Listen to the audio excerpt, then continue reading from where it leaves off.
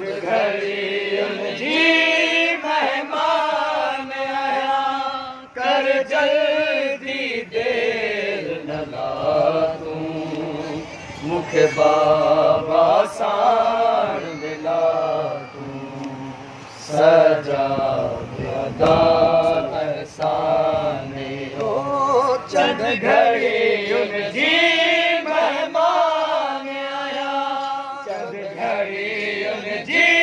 मेहमान आया कर जल्दी देर न ला तू मुखे बाबा साण मिला तू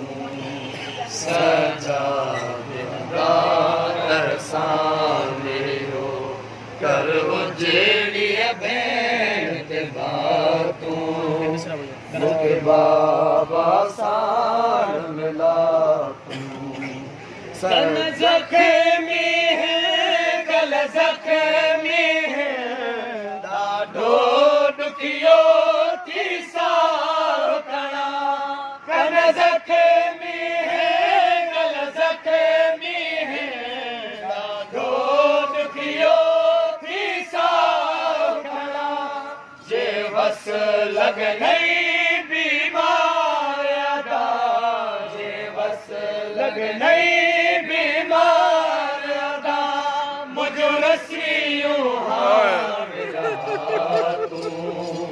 मुखे बाबा साण मिला तूं सजा ज़िंदान जसक अंधेरे में जो साह सजादत घुटजे तो ज़िंदान जसक अंधेरे में जो साह सजादत घुटजे तो सजण में खसवाए कीअं रहां सजण में खसवाए कीअं रहां इहो मूंखे पाण ॿुधा तूं मूंखे बाबा साण मिला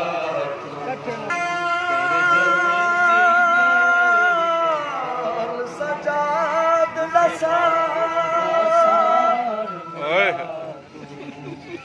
कोई साबे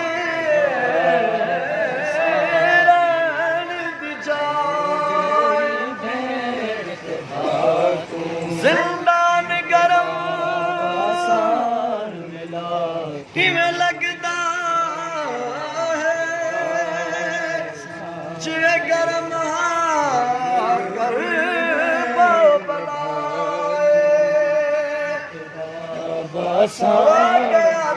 तेरे सर्द कसम हालंदा नहीं लगती हवाएं पिया नजर आंदे मर मैं तू पिछे रहा जैसी नेते मासूम दियो में सो करे बल में थी दफन गयो जैसी नेते मासूम दियो में सो करे बल में थी दफन गयो अज बणे जी बाबा भाव मुखे अज बणे जी बाबा भाव मुखे पंहिंजे सीने साण लगा तूं मुखे बाबा साण मिला जग सिर सजाद खणी आयो बाबे जो साण सकीना ने जग सिर सजाद खणी आयो बाबे जो साण सकीना ने रखी सिर झोलिया में चई रोई रखी सिर झोलिया में चई रोई मुखे पार में बाबा घुरा तूं मूंखे बाबा साण मिला तूं सजा परदेसी पाक सकीना जो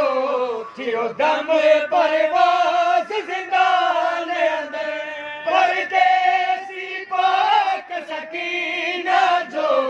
थियो दम परवाज़ ज़िंदान अंदर सजाद रोई चयो भेण खे ॾे सजाद रोई चयो भेण खे ॾे हाणे गुस्ल अमां फ़िज़ा दूं बाबा साण